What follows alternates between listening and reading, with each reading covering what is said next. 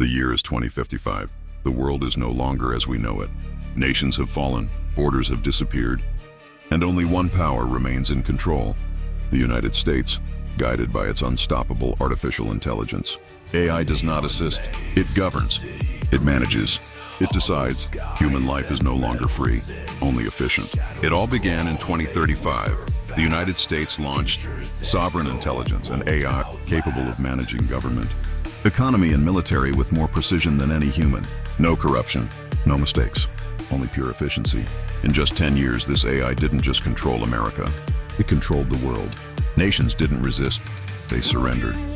Because to fight meant destruction. Politicians were replaced by data, armies controlled by drones and autonomous machines. War became obsolete. The United States no longer fought with weapons, but with information.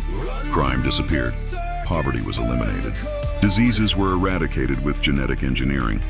There was no more suffering, but there was a cost. Privacy no longer exists. Every word, every movement, even every thought, monitored and controlled. People don't choose their jobs. AI assigns them. They don't choose their partners. AI matches them. Even life expectancy is calculated, and when someone must die, AI decides. This is not a broken world. This is a perfect world, at least according to the algorithm. But somewhere far away, in the frozen lands, hope still exists.